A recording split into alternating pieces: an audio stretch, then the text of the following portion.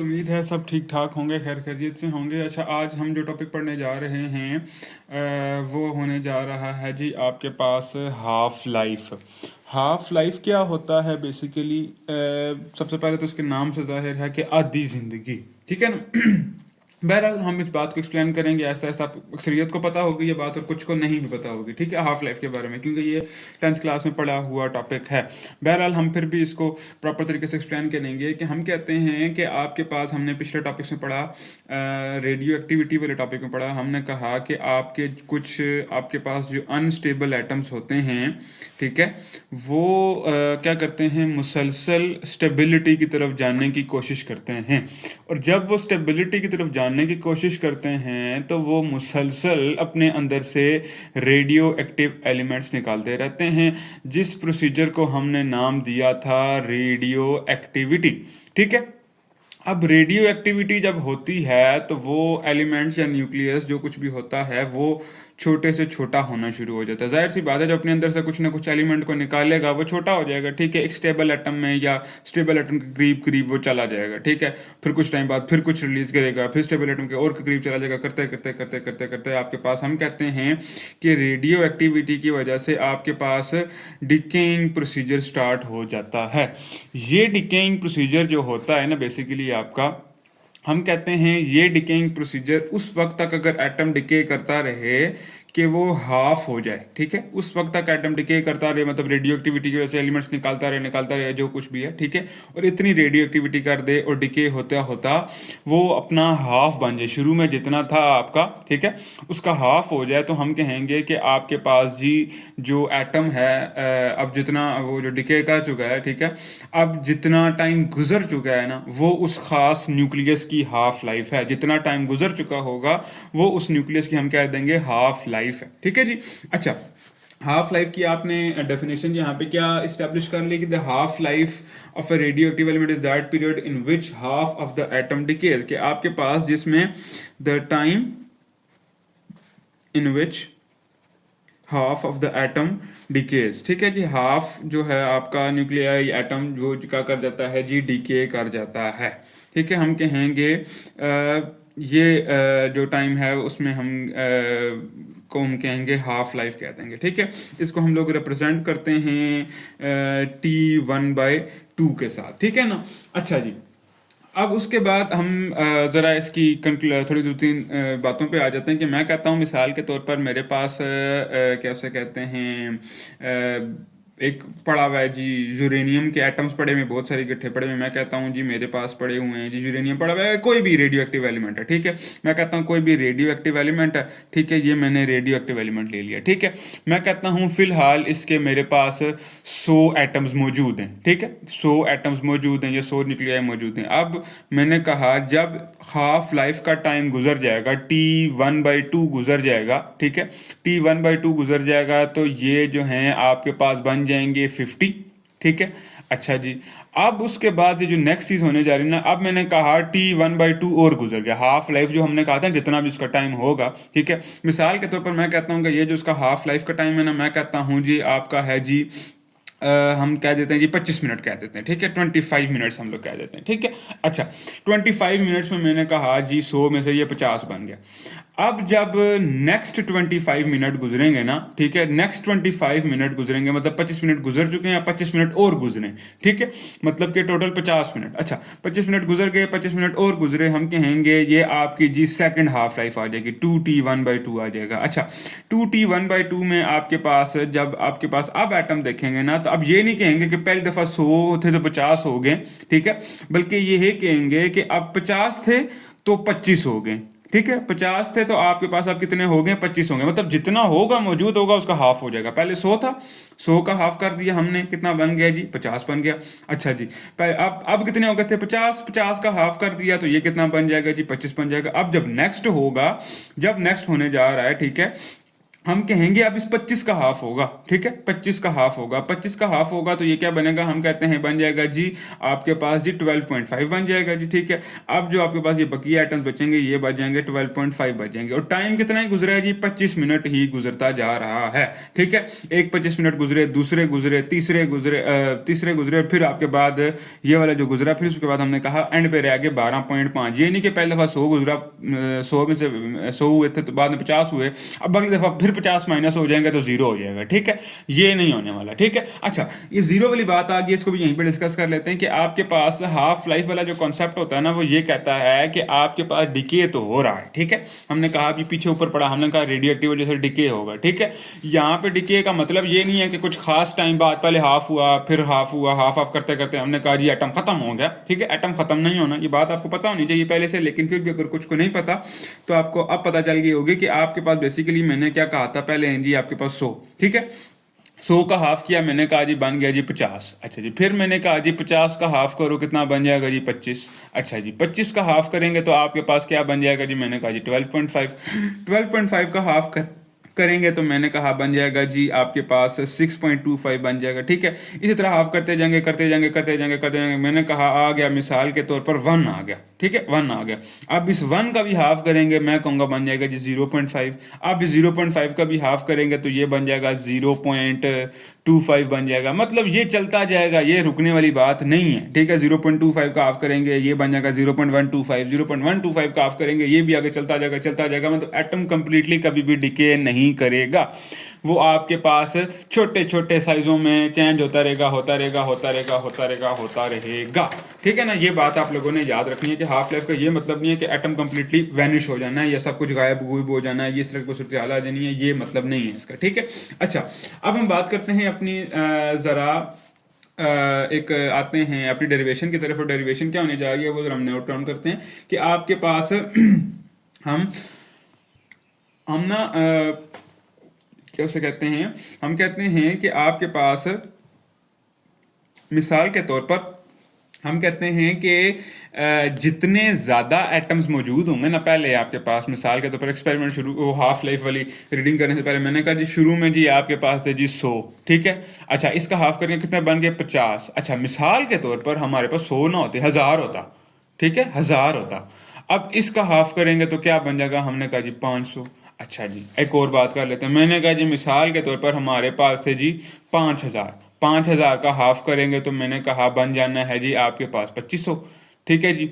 अच्छा जी, 2500 बन गया जी। अच्छा, ये देखो जरा, आपके पास जितना बड़ा एटम हम ले रहे थे ना, ठीक है, जितने ज्यादा एटम्स हम ले रहे थे, ठीक है, उतना ज्यादा डिके आ रहा था, ठीक है। जब 5000 लिया तो डिके आया 2500 का, ठीक है। अच्छा, फिर उसके बाद हमने 1000 का लिया तो 500 का, मतलब इसके निस्बतन थोड़े से कम, ठीक है। जब हमने 100 लिया तो डिके कितना आया जी आपके पास 50 आया, ठीक है।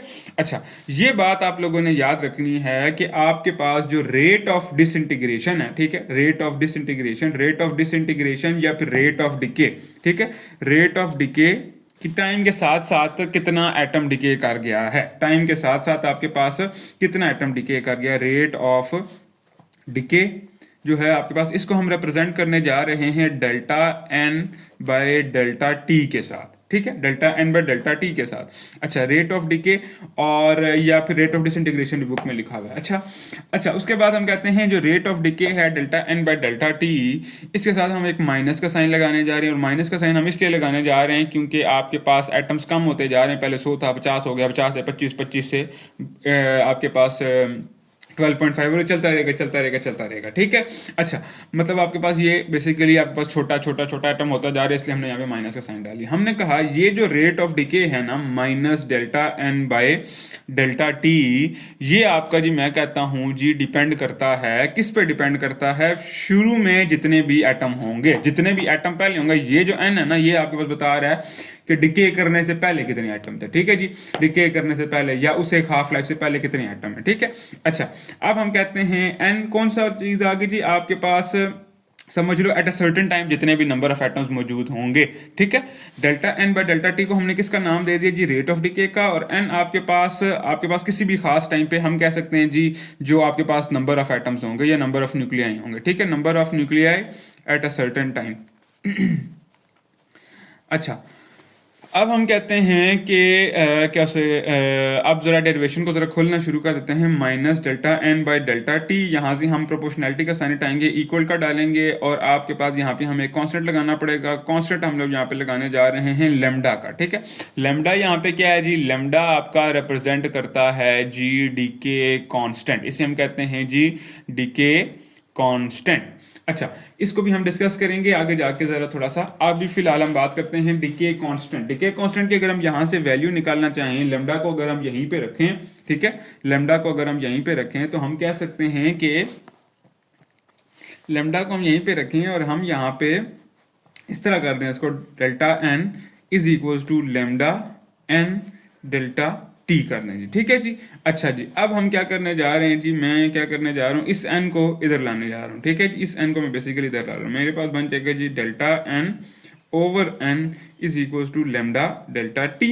अच्छा जी, अब इसके बाद ये दोबारा क्या बन जाएगा, मैं कहता हूँ अब इस लेमडा को मैं अकेला करूंगा क्योंकि मुझे वैल्यू चाहिए डी के कॉन्स्टेंट की। अच्छा, आपके पास क्या बन जाएगा जी, डेल्टा टी हम ले आएंगे इधर, नीचे डिवाइड कर देंगे, इन दोनों के नीचे डिवाइड होना है, ठीक है। Delta N over N divided by delta T is equal to क्या बन जाना है जी, lambda.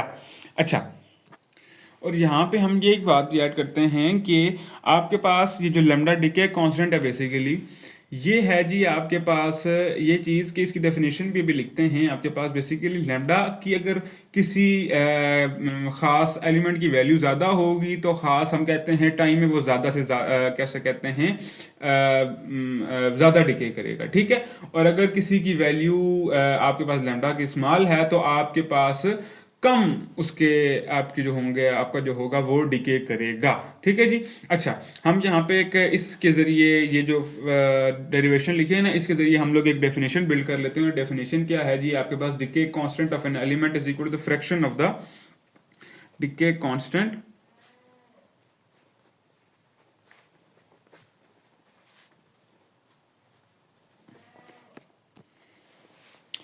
decay constant is of an element is equal to the fraction of the decaying atoms per unit time।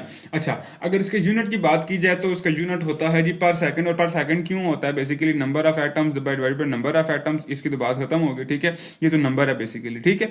अच्छा, अगर कोई इसका यूनिट भी होता तो आपके पास उन दोनों आपस में डिवाइड होते तो आपके पास वो खत्म हो जाते, ठीक है। अच्छा, हम कहते हैं यहाँ पे नीचे डिवाइड में क्या बच गया जी, डेल्टा टी बच गया, 1/सेकंड, ये क्या बन जाएगा पर सेकंड, तो ये आपके पास इसका यूनिट आ गया, ठीक है।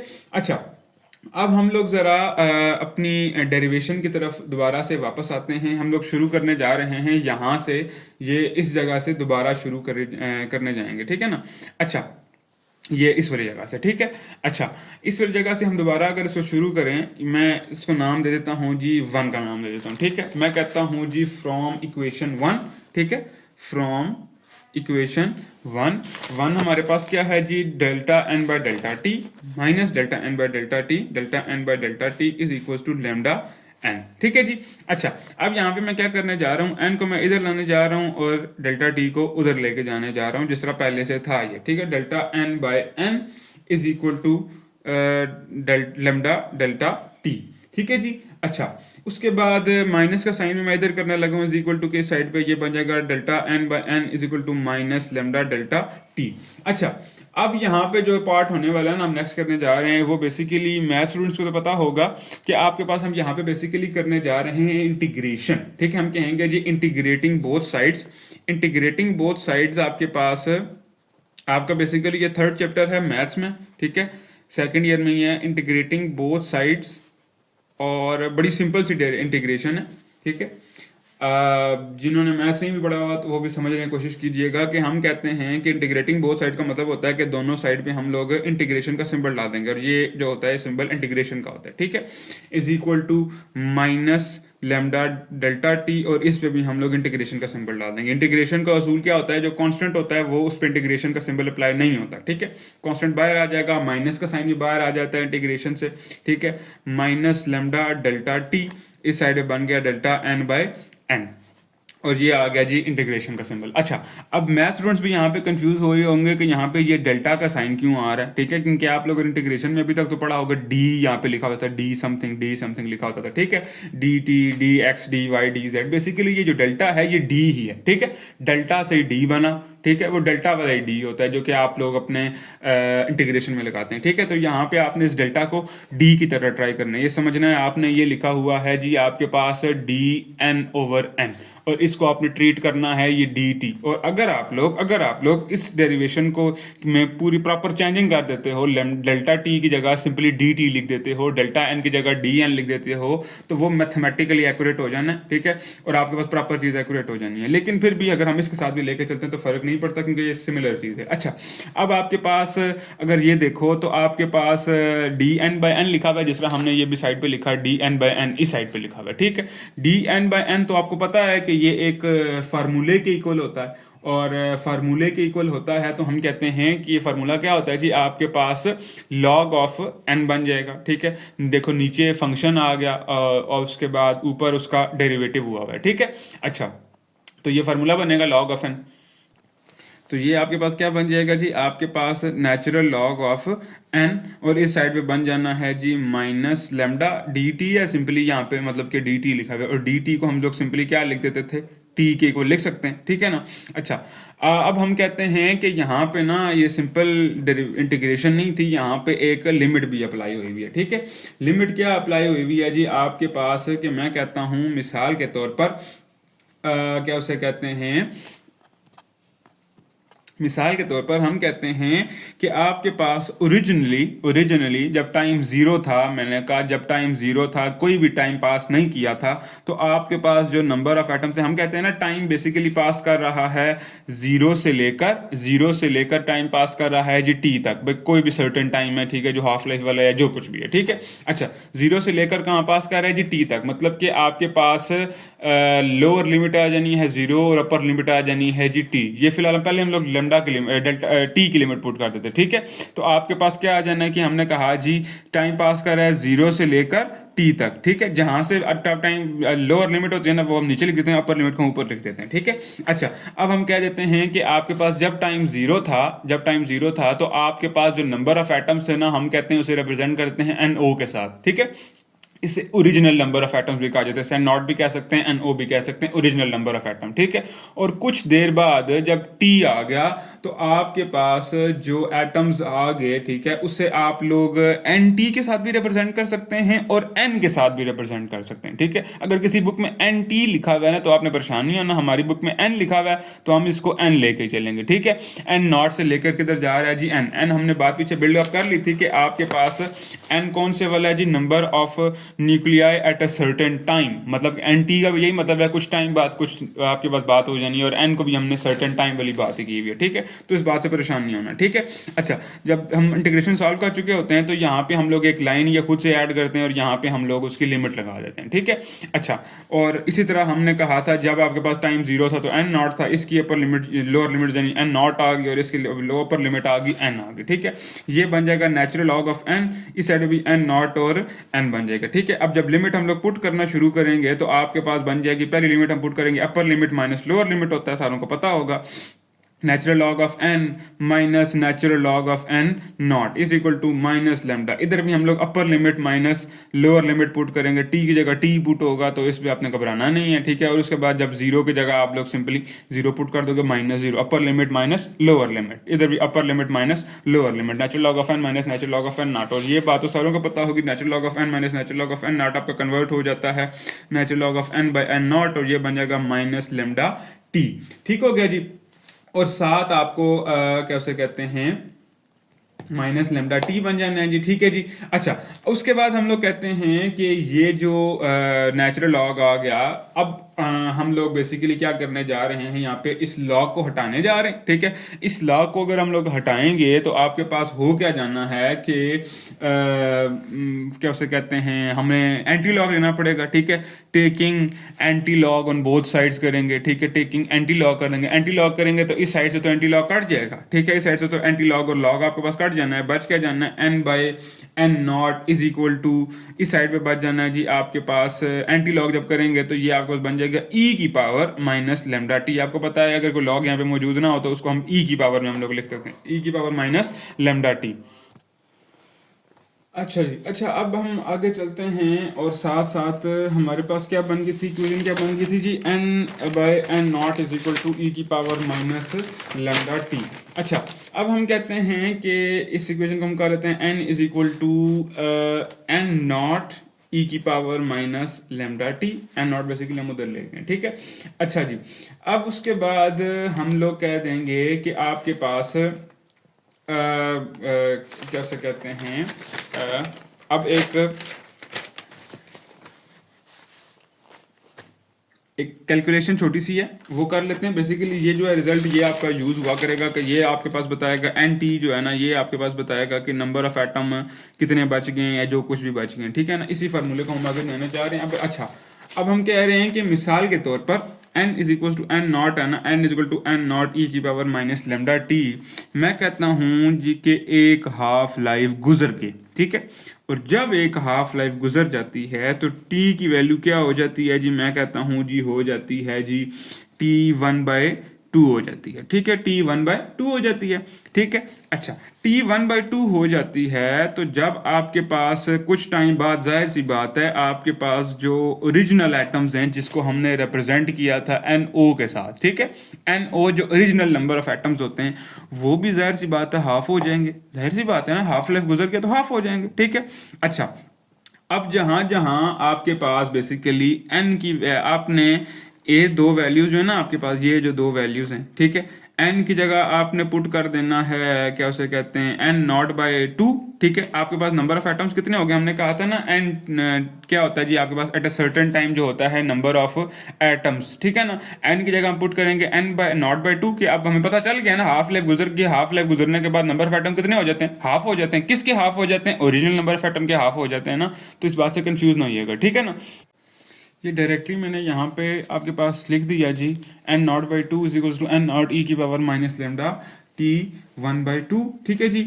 अच्छा, अब हम क्या करने जा रहे हैं, बेसिकली देखो, अगर एन नॉट और एन नॉट आपके पास कट गया, ठीक है, बचेगा क्या जी आपके पास, मैं कहता हूँ जी आपके पास बच गया कैसे कहते हैं 1/2 इज इक्वल टू ई की पावर माइनस लेमडा टी 1/2 आ गया जी, ठीक है। अच्छा, उसके बाद हम कह सकते हैं कि इन दोनों को हम अगर क्रॉस मल्टीप्लाई कर दें, इन दोनों को अगर हम क्रॉस मल्टीप्लाई करेंगे, ये इधर नीचे ले आए, ये इधर ऊपर ले जाएं, ये बन जाएगा 1/e की power minus lambda T 1/2 is equal to 2 पर चला जाएगा। अच्छा, अब e को अगर हम यहाँ से ऊपर ले जाएं, जब हम यहाँ से ऊपर लेके जाएंगे इसकी पावर नीचे माइनस में, ऊपर जाके प्लस में हो जाएगी, ये बन जाएगा e की power lambda T 1/2 is equal to 2 आ जाएगा, ठीक है जी। अच्छा, अब हम बेसिकली पहले हमने लिया था जी एंटी लॉग, और अब दोबारा से हम लेने जा रहे हैं जी लॉग लेने जा रहे हैं जी, ठीक है। जब हम दोबारा से यहाँ पे एंटी लॉग था, अब दोबारा से हम अपने लॉग लेंगे तो आपके पास यहाँ पे क्या बनने जा रहा है, क्या उसे कहते हैं, तो आपके पास बन जाएगा, अगर हम यहाँ पे दोबारा से लॉग ले लें, जब यहाँ पे लॉग लेंगे तो यहाँ पे बन जाएगा लॉग, और ई जो है तो बेसिकली एंटी लॉग होता है तो ये कट जाएगा, ठीक है। सिंपली यहाँ पे बन जाएगा लेमडा टी की पावर 1/2, ठीक है, और इस साइड बन जाएगा natural log of 2। Natural log of 2 क्या होता है जी 0.693, ये बन जाएगा lambda T 1/2 is equal to 0.693। हमने क्या कहा जी, लेमडा जो कि डिके कांस्टेंट है उसको अगर हम मल्टीप्लाई करें हाफ लाइफ के साथ तो एक कांस्टेंट नंबर आएगा, और वो कांस्टेंट नंबर क्या होगा 0.693। मतलब कि इन दोनों का प्रोडक्ट जो है हर सूरत क्या रहेगा, कांस्टेंट रहेगा। इन दोनों के प्रोडक्ट का कांस्टेंट होने का क्या मतलब है कि आपके पास अगर एक चीज बढ़ेगी तो दूसरी चीज कम होगी, तब ही प्रोडक्ट कांस्टेंट रहेगा। ये नहीं कि एक चीज बड़ी हो तो दूसरी चीज भी बढ़ रही हो, ठीक है। प्रोडक्ट से तो हमें मतलब भी नहीं है जी, यहाँ पे प्रोडक्ट से मतलब है, प्रोडक्ट आपका 0.693 ही आना चाहिए। प्रोडक्ट को 0.693 लाने के लिए हम कहेंगे lambda is inversely proportional to T 1/2। अगर किसी भी एटम का लेमडा जो डिके कांस्टेंट है वो ज्यादा है तो हम कहेंगे अब आपके पास जी ये जो होने वाला है ये इसकी हाफ लाइफ कम होगी। अगर डिके कांस्टेंट कम है तो आपके पास हम कहेंगे हाफ लाइफ ज्यादा है, ठीक है जी। अच्छा, अब आपके पास एक ग्राफ सा बना हुआ है, हम एक ग्राफ सा डिस्कस कर लेते हैं, ठीक है। आपके पास ग्राफ किस दो चीज़ों के दरमियान बना हुआ है जी? हमारे पास ग्राफ बना हुआ है, एक टाइम के दरमियान बना हुआ है और दूसरा आपके पास number of radioactive element at a certain time के दरमियान बना हुआ है जी। ठीक है जी। अच्छा जी, मैं कहता हूँ आपके पास ये बन गया जी, टाइम आ गया जी, और ये आपके पास आ गया number of radioactive element at a certain time, जिसे हम एन के साथ रिप्रेजेंट करते थे। अच्छा, हम कहते हैं कि आपके पास मिसाल के तौर पर ओरिजिनली जब आपके पास यहाँ पे एटम कहीं पे था, हम कहते हैं उसके पास जी मौजूद थे, क्या उसे कहते हैं, नंबर ऑफ एटम्स जो थे, मैं कहता हूँ जी है जी, मैंने कह दिया जी एन नॉट थे जी। ठीक है जी, एन नॉट थे, एन नॉट थे, तो मैं कहता हूँ जब टाइम आपका पास किया, जब टाइम आपका पास किया, हाफ हाफ कौन सा, हाफ लाइफ पास किया। ठीक है, तो मैंने कहा जब टाइम आपका हाफ लाइफ पास किया तो आपके एटम्स कितने हो गए जी? मैंने कहा जी एटम्स हो गए जी एन नॉट डिवाइडेड बाय 2। ठीक है जी, एन एन का इसके साथ ताल्लुक नहीं है, एन बेसिकली बता रहे हैं इस साइड पे ग्राफ पे हमने प्लॉट क्या किया हुआ है। ठीक है, अच्छा, इस साइड पे हमने टाइम को प्लॉट किया हुआ है। अच्छा, एन नॉट बाय 2 आ जाएगा। ठीक है, अच्छा, हमने कहा जी अब कुछ जब टाइम कितना था जी आपके पास, जब आपके पास टाइम हाफ लाइफ वाला हो गया तो एन नॉट बाय 2 आपके पास आगे नंबर ऑफ एटम्स आगे। फिर हमने कहा जितना टाइम पहले गुजर चुका था उतना टाइम आपके पास और गुजर गया, मतलब कि ये सेकंड हाफ लाइफ रीच हो गई। सेकंड हाफ लाइफ को हम रिप्रेजेंट करते हैं 2t1/2 के साथ। सेकंड हाफ लाइफ रीच हुई तो आपके पास हमने कहा कि अब आपके पास जितने ये बच गए थे ना, ठीक है, इसका भी हाफ, ये नहीं कि अब इसका दोबारा से हम उसको कोई जो बच गया उसका दोबारा से हाफ करेंगे, नहीं, हमने कहा एन नॉट बाय 2 बच गए थे ना, ठीक है, एन नॉट बाय 2 बच गए थे, इसका हमने कर देना है जी हाफ, इनका हाफ करेंगे तो N not by 2 divided by 2, ये क्या बन जाएगा, एन नॉट बाय 4 बन जाएगा। ठीक है, अच्छा, हम कहेंगे कि अब आपके पास जो बच गए वो आपके पास जी बच गए जी, मैंने कहा एन नॉट बाय 4 बच गई जी। ठीक है जी, फिर हमने कहा कुछ टाइम बाद हमने और निकाले तो हमने कहा जी हमारे पास बच गए जी एन नॉट बाय 8 बच गए। इसके हम प्लॉट कर लेते हैं ज़रा। ठीक है, इसको हम लोग प्लॉट करते हैं। हमने कहा दूसरी हाफ लाइफ पे आपके कितने बच गए जी, एन नॉट बाय 4 बच गए जी। तीसरी हाफ लाइफ पे आपके कितने बच गए जी, एन नॉट बाय 8 बच गए जी। ठीक है, अच्छा, इन सारे पॉइंट्स को अगर हम प्लॉट करें तो आपके पास ग्राफ कुछ इस तरह का बनता है।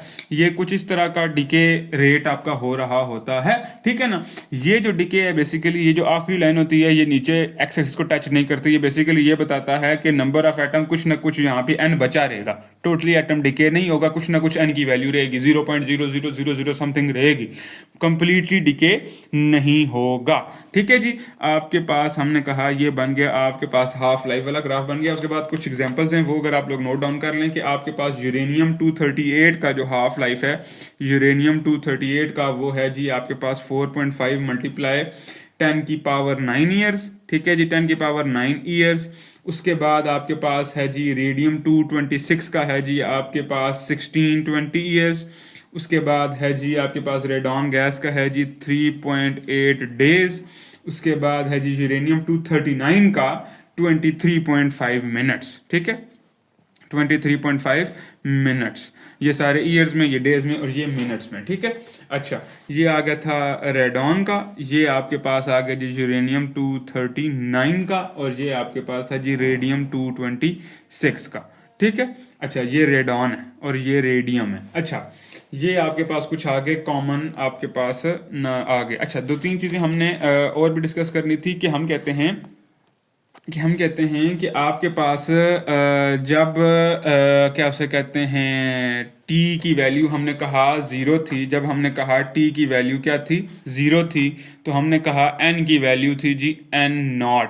ठीक है, एन की वैल्यू क्या थी जी, एन नॉट थी जी। ठीक है जी, हमने कहा टाइम पास कर गया, कितना पास कर गया, हाफ लाइफ जितना पास कर गया, तो एन की वैल्यू कितनी होगी जी, हमने कहा जी एन नॉट बाय 2 होगी जी।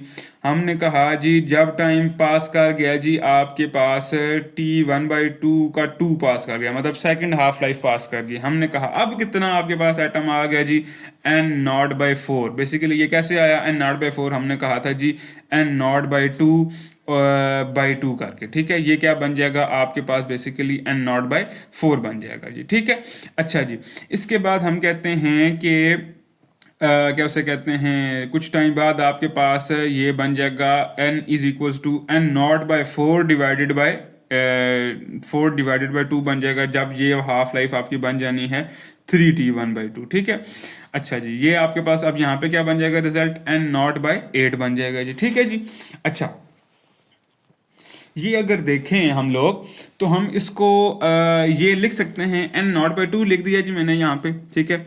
इसको मैं इस तरह लिख सकता हूँ, इसको n0/2 इसको मैं लिख सकता हूँ n0/2 जब हमारे पास चौथी हाफ लाइफ गुजरेगी तो हमारे पास आ जाएगा n0/2 जब पांचवी गुजरेगी हमारे पास आ जाएगा n0/2 ठीक है जी। ये एक तसलसल बनता जा रहा है, तसलसल बनता जा रहा है। और क्या तसलसल बनता जा रहा है कि जितनी हाफ लाइफ होगी ना, उनका पांचवी हाफ लाइफ फाइंड करनी है तो n0/2 वो कर देनी है। मैंने कहा जी हम इसको जनरली लिख सकते हैं n=n0/2n लिख सकते हैं जी, ठीक है। n से मतलब है कि आपके पास जितनी भी हाफ लाइफें गुजर चुकी हैं, पांचवी हाफ लाइफ गुजर चुकी है तो n=5, अगर छठी हाफ लाइफ गुजर चुकी है तो n=6, अगर पहली हाफ लाइफ है n=1 या 0 पे था तो हमने कहा जी n=0, ठीक है ना। तो ये आपके पास ये वाला तसलसल बन सकता है। तो अगर हम ये बनाएं तो आपके पास ये जनरल इक्वेशन, अगर आपने नंबर ऑफ एटम्स फाइंड करने हैं eight a certain half life, कोई भी number of half life find करनी है, पांचवी, छठी, सातवीं, आठवीं, तो इस फार्मूले के जरिए हम लोग फाइंड कर सकते हैं। फिलहाल के लिए इतना ही, उम्मीद है सब आपको समझ आया होगा। अगर आपके जहन में क्वेश्चन है तो feel free to ask me. Thank you very much. अल्लाह हाफिज़।